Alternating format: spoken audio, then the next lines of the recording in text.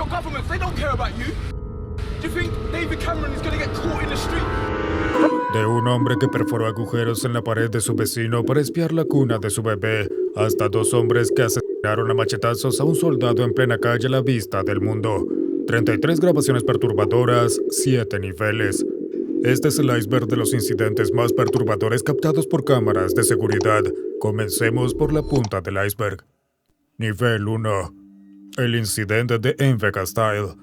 Cuando el creador de contenido Envy Castile instaló una cámara de seguridad, lo único que quería era atrapar a los ladrones que intentaban entrar a su casa. Pero 2 años después, esa misma cámara grabaría algo mucho más siniestro. Una noche su esposa decidió revisar las grabaciones al azar y fue cuando lo vio. El día anterior, mientras ella llegaba en su auto, la cámara empezó a fallar. Al principio parecía una simple falla técnica hasta que lo miras con más atención. En la acera una figura vestida completamente de negro camina lentamente, pero en el momento en que queda en cuadro la grabación se vuelve estática. Lo que lo hace aún más inquietante es que no se ve el rostro, y su vestimenta se parece inquietantemente a la de una monja, o tal vez una bruja. Al día siguiente, cuando revisaron de nuevo la cámara, la grabación estaba perfectamente clara. Acababan de cambiar la batería, así que no había razón para que fallara. Ahora, con más preguntas que respuestas, Envy Castile decidió usar un escáner S-Box para realizar una sesión EVP en la misma zona donde apareció la figura extraña. Durante los 9 minutos de grabación, el dispositivo captó susurros distorsionados y ruidos leves, pero nada tan claro como para entenderse. Por eso, Envy Castile terminó la sesión algo decepcionado, pero decidido a seguir investigando en su casa en busca de respuestas. ¿Un fantasma hizo esto? Una empleada de un supermercado en Irvine, Escocia, intentó subirse a una caja para acomodar productos en los estantes, pero justo antes de que su pie tocara la caja, esta se movió misteriosamente, por lo que la mujer resbaló y cayó fuertemente de espaldas. Quedó inmóvil por un momento antes de levantarse y tocarse la parte baja de la espalda para aliviar el dolor. Un hombre al otro lado del estante simplemente la miró, pero no hizo ningún intento de ayudarla. Curiosamente, sus empleadores atribuyeron el extraño movimiento a un fantasma llamado Stacy. Publicaron el video en Facebook con la siguiente leyenda: cuando Elise, nuestra empleada, irrita a Stacy, nuestro fantasma residente, Stacy mueve la caja para darle una lección. No coquetees con su hombre en la tienda. El video atrajo miles de vistas, pero la pregunta sigue en el aire. ¿Realmente fue un fantasma el que hizo esto? Una celebración que terminó en tragedia.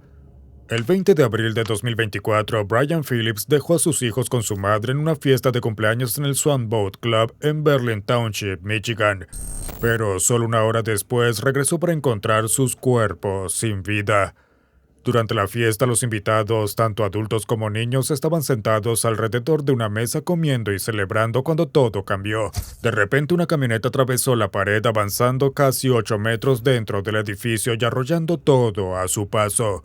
Cuando finalmente se detuvo, los daños eran irreparables. Varios niños quedaron atrapados bajo el vehículo y algunos invitados fueron lanzados por el impacto. Los que podían mantenerse en pie llamaron a los servicios de emergencia mientras otros intentaban levantar la camioneta para liberar a las víctimas atrapadas. En medio del caos, la conductora parecía desconectada de la realidad. Salió tambaleándose del asiento del conductor, dio unos pasos y luego se sentó como si no entendiera lo que acababa de suceder. Cuando las autoridades llegaron, la detuvieron de inmediato para interrogarla y pronto se dieron cuenta de que no estaba en sus cabales. La conductora fue identificada como Marcella Chidester, de 67 años. Afirmó que había pasado la tarde en una taberna donde solo había comido y bebido una copa de vino. Sin embargo, su nivel de alcohol en la sangre decía otra cosa.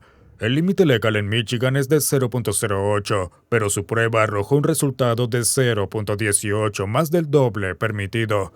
Mientras tanto, los vecinos llamaron a Brian Phillips, quien corrió al lugar sin saber la magnitud de lo ocurrido, con la esperanza de que todo estuviera bien, pero no lo estaba.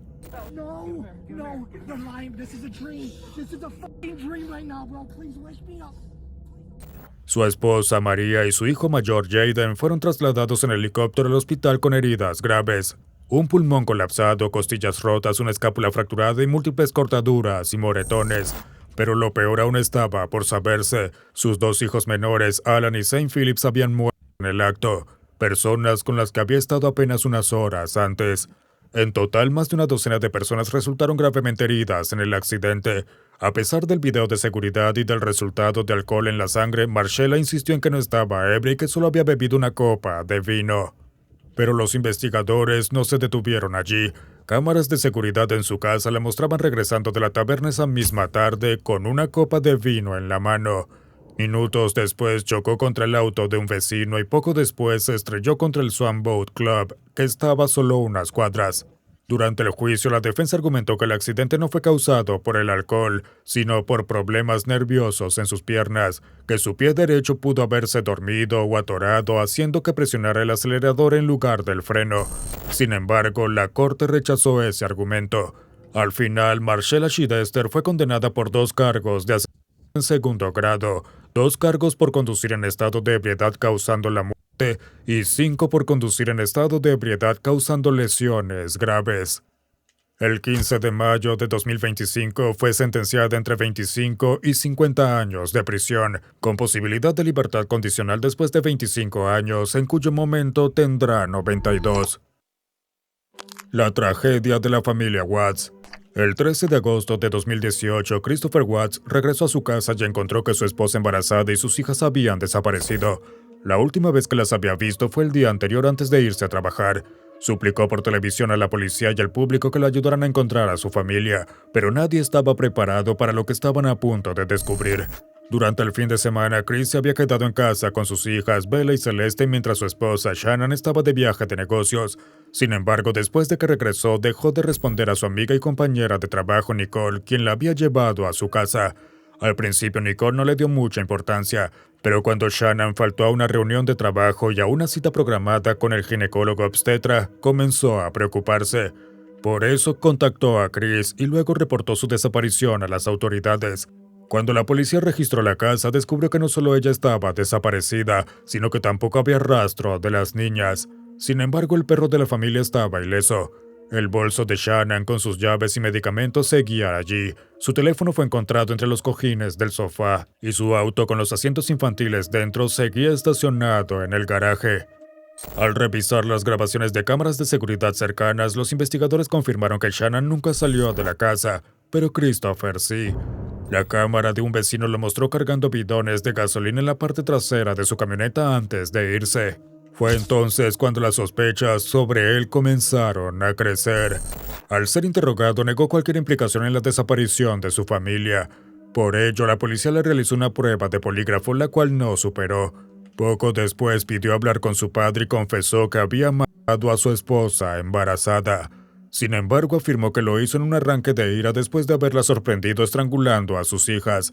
También admitió que se deshizo de los cuerpos en el campo petrolero donde trabajaba, y aún así esa no era toda la verdad. El 16 de agosto los investigadores llegaron al sitio petrolero y encontraron los cuerpos de Bella y Celeste dentro de tanques de almacenamiento de petróleo crudo, mientras que Shannon estaba enterrada en una tumba poco profunda cerca de allí. Los informes de autopsia revelaron que Shannon murió por estrangulamiento mientras que las niñas murieron por asfixia. Meses después, Christopher confesó toda la verdad.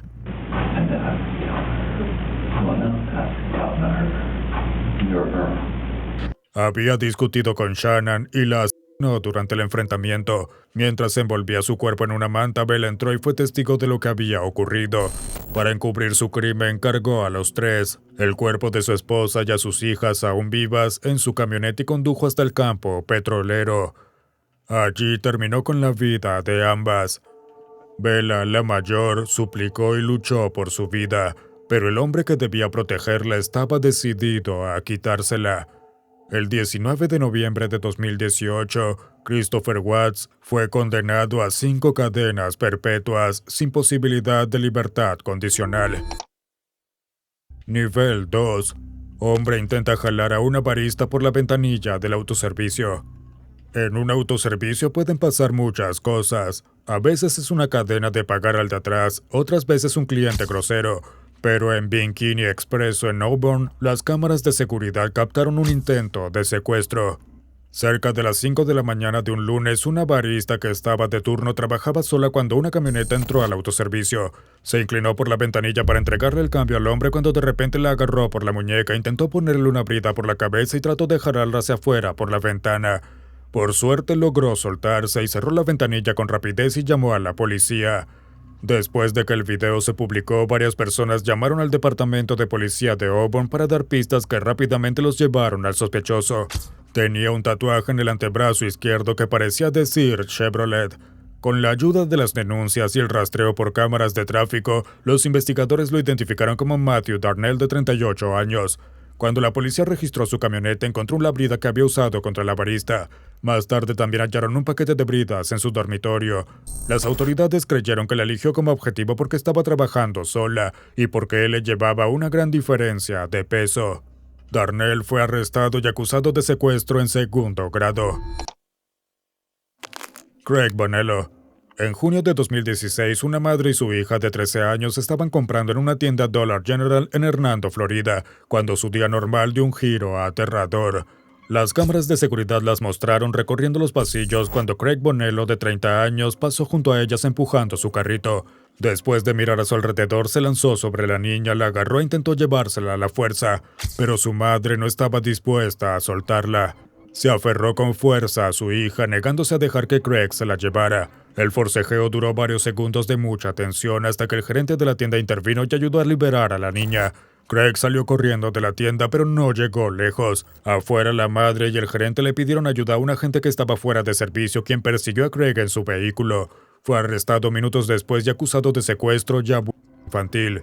Al final quedó detenido sin derecho a fianza y más tarde fue declarado mentalmente no apto para enfrentar juicio. Fue internado en un centro de salud mental. Inquilino en Grenfell huyendo del departamento donde comenzó el incendio. Mientras cientos de personas dormían en sus hogares en la Torre Grenfell de Londres, un incendio en un edificio de gran altura se desató y cobró múltiples vidas. A las 12:50 am del 14 de junio de 2017, Behailo Leve, de un residente con 25 años viviendo en la torre, se despertó por la alarma de humo. Poco después descubrió que el humo provenía del refrigerador congelador en su cocina y decidió alertar a sus dos compañeros de piso. Las cámaras de seguridad lo captaron bajando por las escaleras, tocando las puertas de todos los apartamentos en su piso para advertir a sus vecinos, antes de llamar al departamento de bomberos a las 12:54 am. Pero nadie estaba preparado para lo que presenciarían 6 minutos después cuando los bomberos llegaron al lugar. El comandante del incidente declaró que en ese momento el fuego era visible solo como un brillo, por ello cualquier residente que llamara por ayuda era instruido a permanecer en su apartamento, a menos que estuvieran directamente afectados, ya que esa era la política para incendios en edificios altos. Además, se suponía que cada apartamento debía estar aislado contra incendios respecto a sus vecinos, pero esa noche no fue así. Minutos después, el fuego comenzó a subir con rapidez por el lado izquierdo del edificio. Todos los intentos de contenerlo con chorros de agua desde el exterior fueron inútiles. A la 1:30 am, el humo ya se había extendido al vestíbulo y a la escalera principal, atrapando a los residentes. Personas comenzaron a agitar luces, ondear ropa y gritar por ayuda desde todos lados del edificio. Sin salida, algunos recurrieron a saltar desde sus ventanas, cayendo hasta la muerte. Como último recurso, una mujer envolvió a su bebé y lo lanzó por una ventana. Por suerte, un espectador logró atraparlo, pero para muchos residentes ya era demasiado tarde. A las 4 am, la policía pidió a los presentes que contactaran a cualquier persona que conocieran y que aún estuviera atrapada dentro del edificio y les dijeran que intentaran evacuar por su cuenta, en lugar de esperar a los bomberos. En ese momento, 250 bomberos estaban trabajando para controlar el fuego, con más de 100 dentro del edificio. Al amanecer, todos los lados del edificio estaban en llamas y ya no era posible rescatar a nadie por encima del piso 20. El incendio continuó hasta que finalmente fue extinguido el 16 de junio. El infierno de 60 horas mató a 70 personas en el lugar y a otras 2 más en el hospital. Fue el incendio estructural más letal en el Reino Unido desde 1988. Nassim Slamane. En septiembre de 2020, 2 mujeres y una niña de 4 años estaban cenando en la terraza de un restaurante Italian Kitchen en Roadport, Sudáfrica, sin saber que el peligro se acercaba. De repente, un hombre de 24 años llamado Nassim Slamane saltó la baranda, se lanzó sobre la niña y la agarró del cuello en un intento de secuestrarla. Las mujeres reaccionaron de inmediato intentando arrancar a la niña de su agarre, pero él no la soltaba. Por suerte, el dueño del restaurante, que estaba disfrutando de la tranquila noche con su padre, vio a Nassim trepar la baranda y rápidamente lo derribó al suelo. Con la ayuda de otros comensales, lo retuvieron hasta que llegó la policía. La niña no sufrió daños físicos, pero su madre dijo que la experiencia fue profundamente traumática. Este no era el primer problema de Nassim con la ley. Ya tenía 3 condenas previas y un caso pendiente desde 2018. Había pasado un año en rehabilitación por drogas y había desaparecido solo unos días antes de este incidente. En febrero de 2022, Nassim Slamane fue condenado a 18 años de prisión por intento de secuestro, agresión con intento de causar daño corporal y agresión simple. Arrojada a la autopista. Alrededor de las 5:30 am del 7 de agosto de 2024, una mujer que esperaba en la estación Allen del metro en Pasadena fue atacada de manera repentina. Sin previo aviso, Juan Pablo Flores, de 33 años, la agredió, la empujó hacia las vías del tren y luego la arrastró por un divisor de concreto, directamente hacia el carril compartido de la autopista 210. Los autos pasaban a toda velocidad a solo centímetros de ella, pero Flores no había terminado. Cada vez que la mujer intentaba arrastrarse para ponerse a salvo, él la pateaba de nuevo hacia el tráfico. Finalmente agotado, se detuvo. Eso le dio a la mujer apenas el tiempo suficiente para trepar el divisor y salir de la autopista, ensangrentada y malherida. Sufre una fractura de nariz, cortes profundos que requirieron grapas y puntos y un trauma severo en el rostro y la cabeza que podría dejarle desfiguración permanente. Flores fue arrestado poco después y acusado de un cargo de intento de homicidio y otro de mutilación. Hombre con cuchillo captado por cámara de seguridad. Cory Solis estaba en casa en LaPorte con su esposo cuando recibió una notificación de su cámara Ring. Lo que vio a continuación fue aterrador. Al principio parecía un hombre cualquiera acercándose a su puerta, pero en el momento en que notó la cámara se dio la vuelta para irse casi a regañadientes. Fue entonces cuando Cory se dio cuenta de que llevaba un cuchillo en la mano. Asustada, envió la grabación a su esposo, quien salió rápidamente para ver si el hombre seguía merodeando por la zona. Ya se había ido. Aún así, no podía dejar de pensar en el miedo de que tal vez se encontrara a alguien más que no tuviera cámara y pudiera hacerle daño. Cuando llamó a la policía, la respuesta fue inquietante a su manera. Le dijeron que incidentes como este ocurren más seguido de lo que la gente cree y que la mayoría de las veces son inofensivos. Pero como el hombre técnicamente no había cometido un delito, la policía no podía hacer nada. Hasta el día de hoy sigue sin ser identificado. Incidente en el desfile de Liverpool momentos antes del choque. Liverpool ganó por primera vez la Premier League en 2020 después de una sequía de 30 años, pero debido a la pandemia de COVID-19 los aficionados no pudieron celebrarlo como querían. Así que cuando el club volvió a levantar el trofeo en mayo de 2025, la ciudad estalló en alegría. Más de 1 millón de personas se alinearon a lo largo de 16 kilómetros de la ruta del desfile para ver al equipo pasar sosteniendo en alto el trofeo de la Premier League. Pero la celebración pronto se convirtió en desastre. Mientras el autobús avanzaba, una camioneta gris Ford Galaxy siguió a una ambulancia que ingresaba entre la multitud. La calle había sido cerrada, pero la barricada se retiró temporalmente para que los paramédicos pudieran atender a una persona con sospecha de infarto. Pero en lugar de avanzar con cuidado, el Ford aceleró de repente y se lanzó contra la calle llena de gente. El impacto fue devastador. Algunos aficionados salieron volando, otros fueron arrastrados por debajo del vehículo mientras este avanzaba antes de detenerse. En estado de shock y con furia, la multitud corrió hacia el auto golpeando las ventanas para intentar alcanzar al conductor. La policía intervino con rapidez sacando al hombre antes de que la multitud pudiera llegar a él. 4 personas tuvieron que ser rescatadas de debajo del vehículo y cerca de 50 trasladadas al hospital.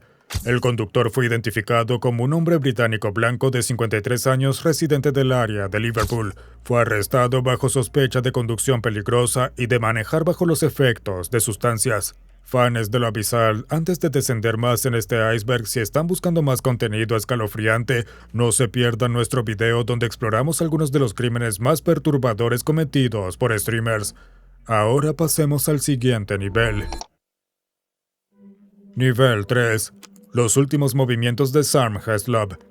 En marzo de 2021, las cámaras de seguridad captaron a Sam Heslop, de 41 años, y a su novio Ryan Bain, de 49, caminando por un muelle de madera antes de abordar un bote que los llevaría a su yate de lujo. Horas después, Sam desapareció sin dejar rastro. Sam, ex azafata originaria de Southampton, Reino Unido, había dejado su hogar para cruzar el Atlántico en velero con unos amigos. 7 meses después de iniciar el viaje, conoció a Ryan Bain, capitán de charter y dueño del Siren Song, un catamarán de lujo. 3 meses después de comenzar su relación, ella empezó a trabajar en su yate como chef. La noche de su desaparición marcaba el final de su primer viaje charter. Ryan afirma que se despertó a las 2 a.m. cuando se activó la alarma del ancla y fue entonces cuando notó que Sarm no estaba. Sin embargo, en lugar de llamar inmediatamente a la policía, esperó más de 30 minutos hasta las 2:34 a.m. Incluso después de hablar con los oficiales, no contactó con la Guardia Costera hasta las 11:46 a.m., 9 horas después de la desaparición. La policía afirma que le indicaron que debía llamar a la Guardia Costera de inmediato, pero Ryan sostiene que entendió que ellos se encargarían. Esa demora no fue la única señal de alarma. Los investigadores también encontraron inconsistencias en su versión de los hechos. Ryan dijo a la policía que habían regresado al yate a las 10 p.m., pero las cámaras mostraban que había salido del muelle a las 8:45 p.m., lo que sugiere que debieron haber regresado más cerca de las 9 p.m. Eso deja una hora sin explicación que Ryan nunca ha aclarado. A pesar de estas irregularidades, se ha negado a permitir que los investigadores realicen un peritaje forense en su yate, amparándose en la Cuarta Enmienda. También invocó la Quinta Enmienda para evitar responder preguntas que pudieran incriminarlo. A través de su abogado ha mantenido su inocencia, sugiriendo que Sarm podría haberse golpeado la cabeza, caído por la borda o haberse ahogado mientras nadaba. Desde entonces ha intentado vender el Siren Song. Hasta el día de hoy sigue siendo la única persona de interés en el caso, y más de 4 años después, Sarm Heslop sigue desaparecida. Pelea de hermanos con la policía en el aeropuerto de Manchester. La policía entró tranquilamente al aeropuerto de Manchester para arrestar a 2 hombres por una pelea ocurrida anteriormente, pero en lugar de eso fueron recibidos con una lluvia de golpes que hizo que varios agentes cayeran al suelo. Mohamed Fahir Ahmad, de 20 años, y su hermano de 26, Mohamed Ahmad, habían estado minutos antes en un Starbucks de la Terminal 2, donde Ahmad le dio un cabezazo a un cliente. Poco después, los oficiales los alcanzaron en la zona de pago del estacionamiento. Las cámaras de seguridad captaron el momento en que Ahmad se resistió al arresto, lanzando golpes, incluido uno que derribó a una agente femenina.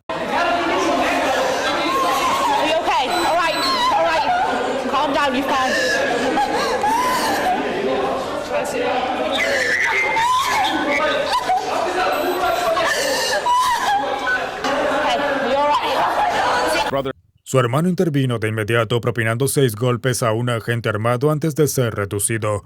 Pero Ahmad siguió luchando, pateó y golpeó a los oficiales con el codo hasta que se utilizó una pistola taser para inmovilizarlo. Finalmente la situación fue controlada y ambos hombres fueron arrestados. Ahmad fue acusado de 3 cargos de agresión, incluyendo causar lesiones corporales reales a oficiales, mientras que Ahmad enfrentó cargos por agredir a un agente de policía. Secuestrado a plena luz del día. Era pleno día, pero eso no impidió que un joven fuera secuestrado justo frente a su casa.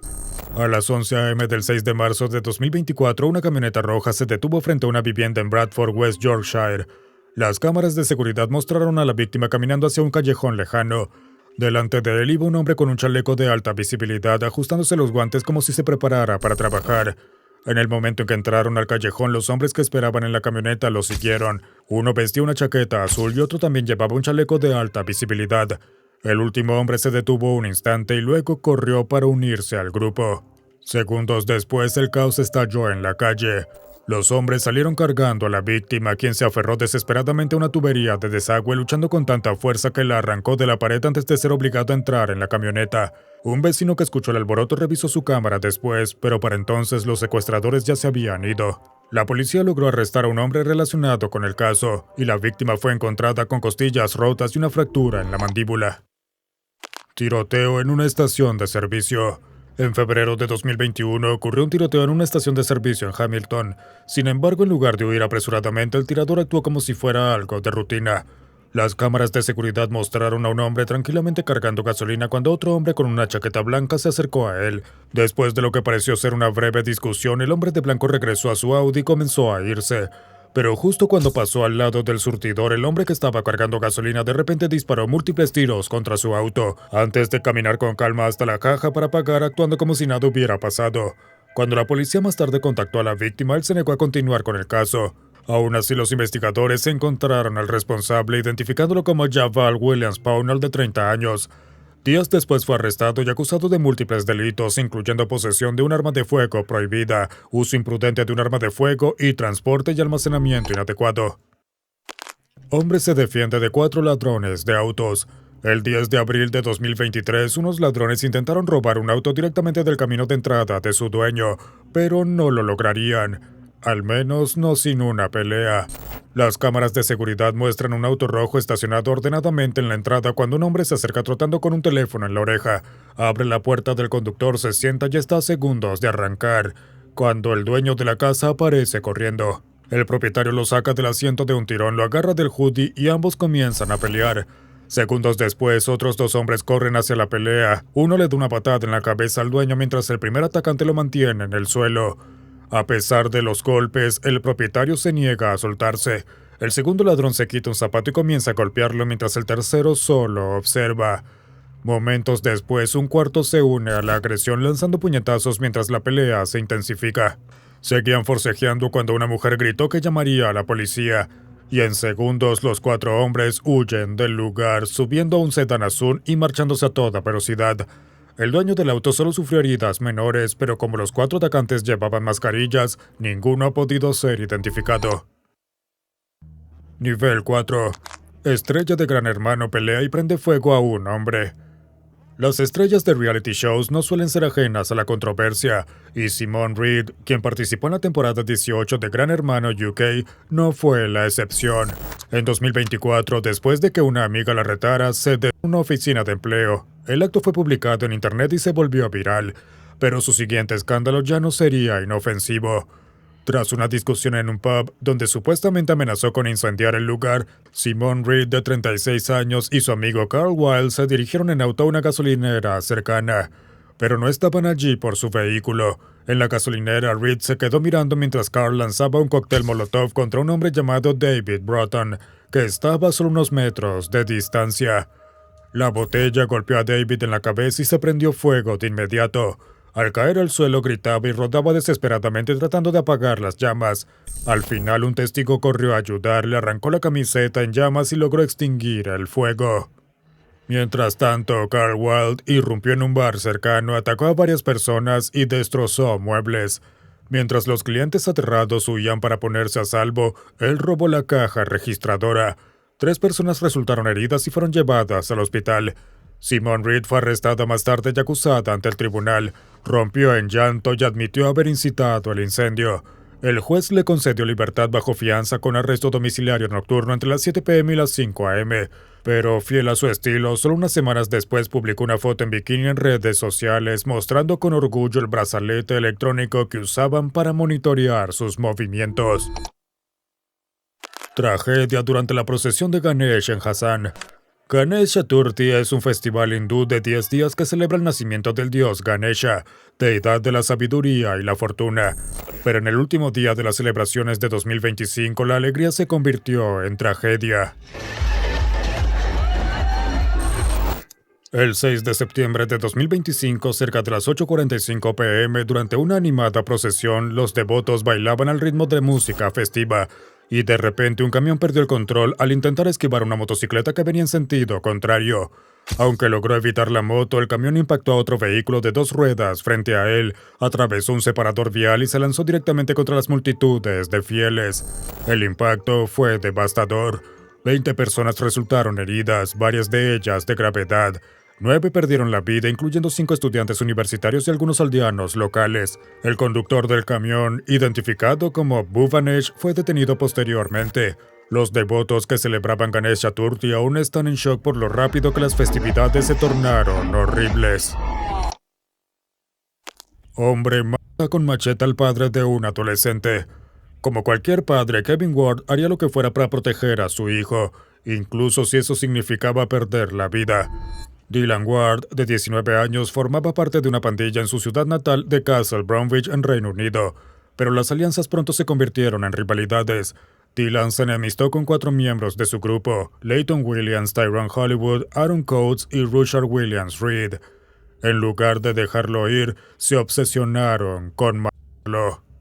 En un intento de obligarlo a salir de la casa, incendiaron autos en la entrada, arrojaron ladrillos contra las ventanas y se quedaron afuera blandiendo un cuchillo, pero todos sus intentos fracasaron. Kevin y su esposa Tammy se dieron cuenta de que la disputa era mucho más grave de lo que pensaban y comenzaron a hacer planes para mudarse hasta que la situación se calmara. Sin embargo, el 18 de abril de 2023, todo dio un giro oscuro.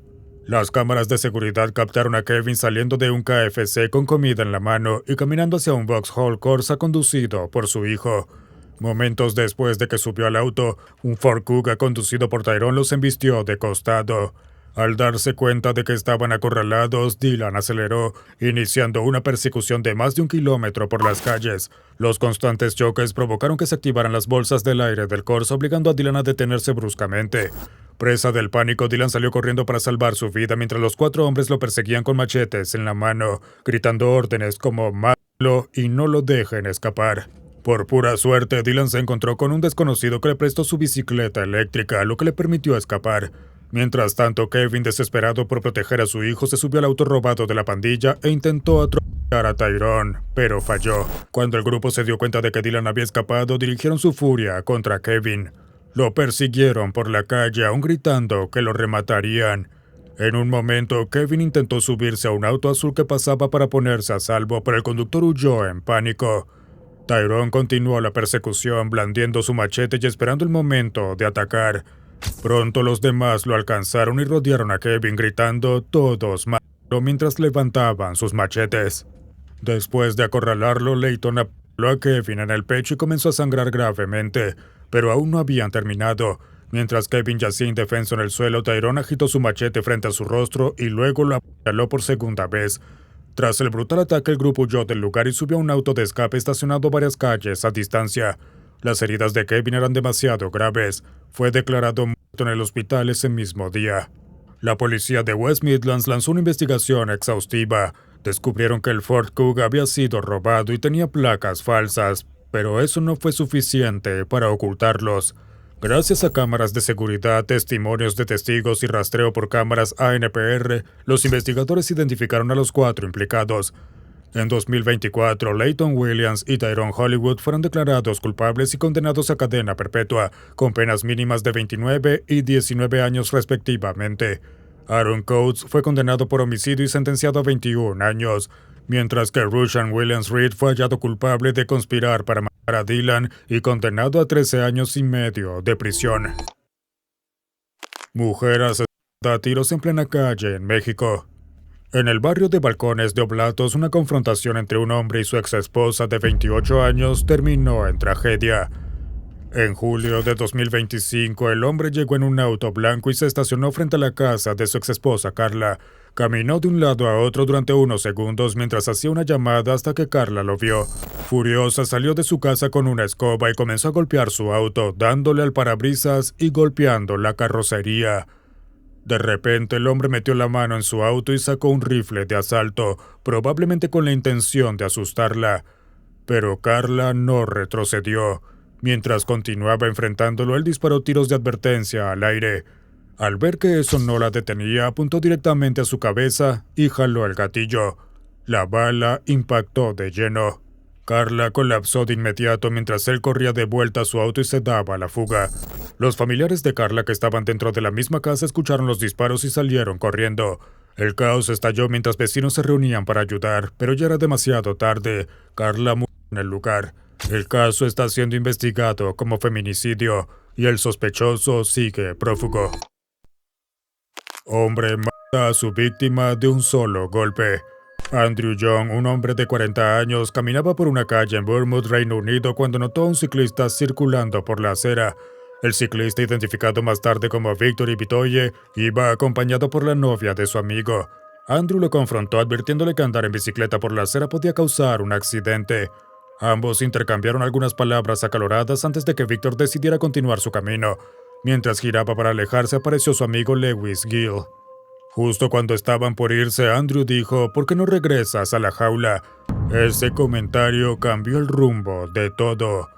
Lewis se dio la vuelta y le propinó un solo y potente golpe a Andrew en la sien. El impacto lo hizo caer violentamente al suelo, donde su cabeza impactó contra el pavimento. Andrew Young, quien vivía con el síndrome de Asperger, fue trasladado de urgencia al hospital, pero fue declarado muerto al día siguiente. Lewis Gill se declaró culpable de homicidio involuntario y condenado a 4 años y medio de prisión. Cámaras de seguridad captan a hombre escondido en el ático. Cuando Jerome Kennedy y su familia se mudaron a su casa en Pittsburgh en 2017, jamás imaginaron que necesitarían protección contra su propio vecino. Poco después de instalarse, Jerome comenzó a notar cosas extrañas en la casa: luces que parpadeaban, ruidos raros y pequeños agujeros hechos con taladro en la pared de ladrillo compartida. Llamó a la policía para reportar los inquietantes incidentes y su creciente sospecha, pero sin pruebas no podían hacer mucho. Preocupado por su esposa y su bebé, decidió instalar una cámara de vigilancia. Esa simple decisión terminaría por salvarlos. Lo que vio fue escalofriante. Su vecino Robert Harvilla estaba arrastrándose por el ático con una tabla de madera y un taladro. En un momento retiró una pared falsa que él mismo había construido y luego se acostó sobre un ducto de ventilación que conectaba directamente con la cuna del bebé. Con la grabación en mano, Jerome volvió a contactar a la policía. Esta vez, Robert Harvilla fue arrestado y acusado de múltiples delitos, incluyendo allanamiento de morada. Nivel 5. El asesinato de Lee Rigby. Tras haber servido en Chipre, Afganistán y Alemania, Lee Rigby estaba feliz de estar de vuelta en Londres, la ciudad donde todo comenzó. Pero lo que el caos y las balas de la guerra no lograron hacer, 2 hombres lo lograrían pronto, asegurándose de que todos lo vieran. El 22 de mayo de 2013, alrededor de las 2:30 p.m., Lee Rigby regresaba a sus barracas después de un turno en la Torre de Londres.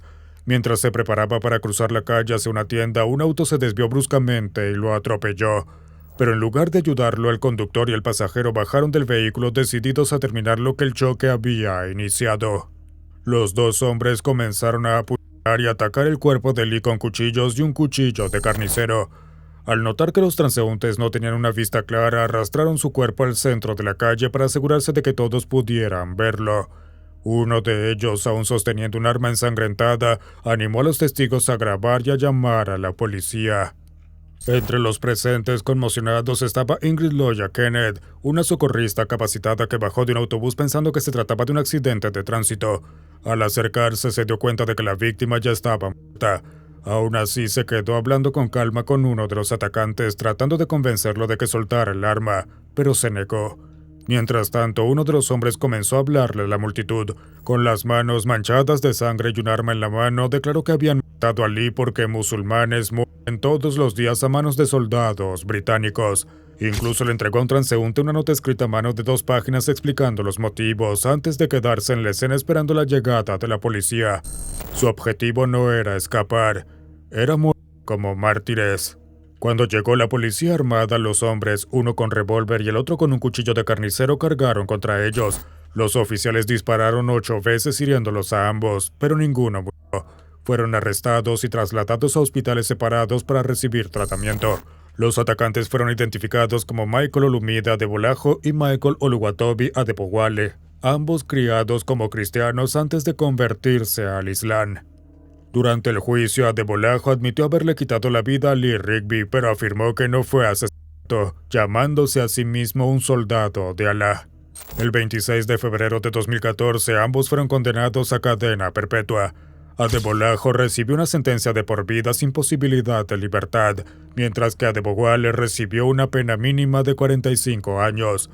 Ese mismo mes, se instaló el primer monumento permanente en honor a Lee Rigby en un estadio de fútbol, a solo 2 kilómetros de donde fue asesinado. Ataque con machete en Cobblebank.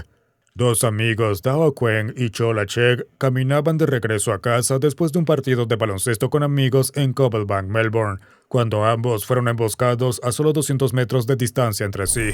Imágenes de cámaras de seguridad muestran a Chol rodeado repentinamente por 3 hombres armados con machetes y armas de filo largo. Al darse cuenta del peligro, Chol corrió tan rápido como pudo. Durante la persecución, uno de los atacantes se abalanzó sobre él y lo golpeó con un machete, lo que hizo que gritara de dolor. Cayó al suelo y los hombres continuaron atacándolo antes de huir del lugar. Un residente cercano, alarmado por los gritos, salió corriendo y encontró a Chol gravemente herido al costado de Marble Drive. Mientras tanto, a solo 200 metros, su amigo Dao Quang también había sido emboscado y asesinado. Cuando llegó la policía, ambas víctimas ya habían sucumbido a sus heridas. El 19 de septiembre de 2025, la policía acusó a 7 personas en relación con las muertes de ambos. 4 días después, el 23 de septiembre, se presentó un cargo adicional contra una 8ª persona. Nivel 6. Asesinato por abuso con caminadora. Imágenes de cámaras de seguridad captaron el momento en que un padre entró corriendo a un hospital con su hijo desplomado, sobre sus hombros la cabeza echada hacia atrás. Momentos después el niño fue declarado muerto, pero la causa de su fallecimiento conmocionaría al mundo. Christopher Gregor compartía la custodia de su hijo Cory Micciolo con la madre del niño, Breanna. Aunque parecía un acuerdo normal entre padres separados, Breanna comenzó a notar algo inquietante. Moretones y cortes en el cuerpo de Cory cada vez que regresaba de la casa de su padre. Cuando ella confrontaba a Christopher, él lo minimizaba, diciendo que Cory se había lastimado jugando al fútbol o por ser torpe. Pero Breanna no estaba convencida. Sucedía con demasiada frecuencia y Cory ya le había dicho que su padre lo obligaba a correr en la caminadora como castigo. Preocupada, Breanna contactó a los servicios de protección infantil, pero debido a su historial de adicción, sus advertencias fueron ignoradas. Y entonces, el 20 de marzo de 2021, imágenes de vigilancia del complejo de apartamentos de Christopher revelaron la verdad. Se ve a Cory corriendo en una caminadora durante varios minutos antes de que su padre se acercara para aumentar la velocidad y la inclinación. Cory luchaba por mantenerse hasta que cayó de espaldas con fuerza. Pero en lugar de detenerse, Christopher lo levantó del suelo y lo obligó a subirse de nuevo a la caminadora, aumentando la velocidad una vez más. Cory cayó varias veces más antes de que Christopher finalmente apagara la máquina y lo dejara ir. Días después, Breanna notó más moretones y presentó otro informe ante la División de Protección y Permanencia Infantil de Nueva Jersey. Aún así no hubo consecuencias. Llevó a Cory al médico y el niño confesó que su padre lo obligaba a correr en la caminadora porque decía que estaba demasiado gordo. Solo unos días después, Cory despertó en casa de su padre sintiéndose mal. Tenía dificultad para hablar, le costaba respirar y se quejaba de dolor en el pecho. Cerca de las 4 p.m., Christopher lo llevó de urgencia al hospital, pero ya era demasiado tarde. Cory fue declarado muerto a los pocos minutos. El 7 de julio, Christopher Gregor fue arrestado y acusado de poner en peligro la vida de un menor. Durante el arresto se mostró emocional, culpando a Breanna por la muerte de su hijo y llamándola una basura de persona. Tras el arresto se realizó una autopsia. El patólogo forense dictaminó que la muerte fue un homicidio, revelando que Cory había sufrido una lesión aguda en el corazón entre 4 y 12 horas antes de morir, junto con otros signos de abuso crónico. En 2024, Christopher Gregor fue declarado culpable de homicidio agravado y de poner en peligro a un menor. Fue sentenciado a 25 años de prisión. La desaparición de Jennifer Kess. En enero de 2006, Jennifer Kess, de 24 años, salió de su apartamento en Orlando, Florida, pero nunca regresó. Esa mañana su novio esperaba su llamada habitual antes del trabajo, pero nunca llegó. Pensando que podía estar ocupada, volvió a llamar más tarde, pero la llamada se fue directamente al buzón de voz. Aún así no entró en pánico, ya que Jennifer había mencionado que tenía una reunión temprano. Sin embargo, a medida que pasaban las horas y todas las llamadas quedaban sin respuestas, la preocupación creció. En el trabajo, la ausencia de Jennifer fue notada con rapidez. No había avisado, no se había presentado y no respondía al teléfono. Preocupados, sus empleadores contactaron a sus padres en Tampa. Cuando el administrador de su condominio revisó su apartamento con una llave de repuesto, encontró varias opciones de ropa extendida sobre la cama y todo parecía normal, excepto que su auto no estaba. Convencidos de que algo andaba mal, su familia reportó su desaparición, pero al principio la policía se mostró cautelosa, diciendo que era una adulta que podía haberse ido por voluntad propia. Para la noche, al no haber noticias de ella, familiares y amigos comenzaron a distribuir volantes de personas desaparecidas por todo Orlando y la búsqueda comenzó oficialmente. 2 días después, una residente de un complejo cercano llamó a la policía tras ver el auto de Jennifer en las noticias. Informó que había estado estacionado frente a su edificio durante varios días. Los investigadores confirmaron que se trataba del Chevy Malibu 2004 de Jennifer. Su bolso, el cargador del teléfono y otros objetos de valor seguían dentro, pero no había rastros de ella. La pista más importante provino de una cámara de seguridad que daba al estacionamiento. El video mostraba a una persona conduciendo el auto de Jennifer, estacionándolo y alejándose caminando, pero su identidad era un misterio. Un poste del portón bloqueaba el rostro en todos y cada uno de los fotogramas. Incluso después de que la NASA intentara mejorar el video, la identidad permaneció oculta. Un periodista llamó al sospechoso la persona de interés más afortunada de la historia. Ya han pasado casi 2 décadas desde que Jennifer Kess desapareció, pero la persona captada por la cámara, el único vínculo conocido entre su hogar y su desaparición, sigue sin ser identificada. Nivel 7. Cámaras de seguridad muestran a asesinos de Houston persiguiendo a un hombre indio por un motel en Dallas antes de una declaración brutal. Todo comenzó con una simple instrucción. Minutos después, el estacionamiento se había convertido en una escena del crimen. El 10 de septiembre de 2025, el gerente del motel Chandra Nagamalaya, de 50 años, le indicó al empleado Jordanis Cobos Martínez, de 37 años, y a otro trabajador que no usaran una lavadora que estaba descompuesta. Debido a la barrera del idioma, Chandra tuvo que transmitir el mensaje a través de una compañera de trabajo que hablaba el idioma de Cobos Martínez. Esto molestó al empleado, pero en lugar de simplemente reaccionar con enojo, hizo algo impensable. Con un machete en la mano, Cobos Martínez comenzó a perseguir a su jefe desde la habitación 108 hasta la oficina del motel. Chandra corrió por su vida gritando por ayuda. En el estacionamiento, su esposa y su hijo intentaron intervenir, pero nada pudo detener el ataque. Mientras la familia de Chandra observaba horrorizada, Cobos Martínez lo atacó repetidamente con el machete hasta que finalmente lo decapitó. Sin quedar satisfecho, pateó la cabeza decapitada por el estacionamiento como si fuera un balón de fútbol. Luego la recogió y la arrojó con total frialdad a un contenedor de basura. Los testigos llamaron de inmediato al 911. La policía arrestó al hombre a solo unas cuadras del motel, aún cubierto de sangre y con el machete en la mano. También llevaba el teléfono de la víctima y la tarjeta de acceso del motel. Más tarde, Cobos Martínez admitió haber matado a Chandra Nagamalaya. Actualmente permanece detenido sin derecho a fianza y ha sido acusado de homicidio capital. Videos de cámaras de seguridad muestran el momento en que un ataque israelí impacta a un hospital. En mayo de 2025, tras un año y medio de guerra y bombardeos aéreos cada vez más intensos, 2 de los hospitales más grandes de Gaza fueron alcanzados por ataques israelíes. Uno de ellos, el Hospital Europeo de Khan Yunis, fue captado por una cámara de seguridad. Algunas personas caminaban por la zona mientras otras estaban sentadas en el patio, cuando una explosión sacudió el lugar, lanzando escombros y humo por el aire.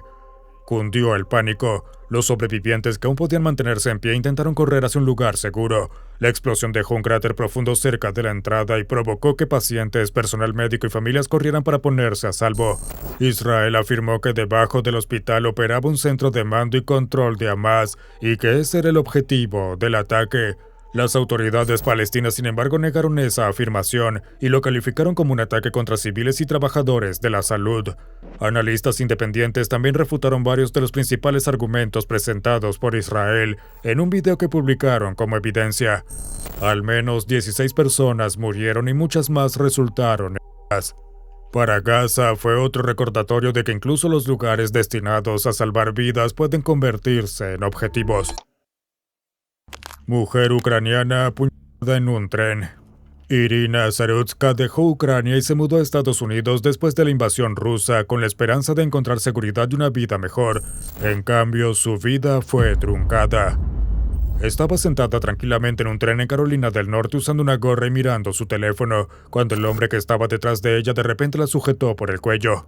En cuestión de segundos, apuñaló a la joven de 23 años 3 veces con una navaja, incluida una herida en el cuello. Conmocionada, Irina lo miró con el miedo reflejado en el rostro. Luego se cubrió la cara con las manos mientras el hombre caminaba con calma hacia la puerta del tren, con sangre goteando de su cuchillo. Momentos después, Irina se desplomó en el suelo con la sangre acumulándose alrededor de su asiento. Los pasajeros llamaron de inmediato al 911, pero estaban demasiado impactados para hablar. Para cuando llegaron los paramédicos ya era demasiado tarde. Fue declarada muerta en el tren. El atacante fue arrestado poco después e identificado como de Carlos Brown Jr., un hombre que tenía 13 condenas previas, un juicio pendiente y que había sido liberado recientemente bajo fianza. Por el asesinato sin provocación de Irina Zarutska, fue acusado de homicidio en primer grado y de causar la muerte en un sistema de transporte masivo, lo que podría hacerlo elegible para la pena de muerte. Aviso importante, ahora puedes ver el exclusivo nivel 8 gratis en nuestro Patreon, así como las versiones sin censura de todos nuestros videos.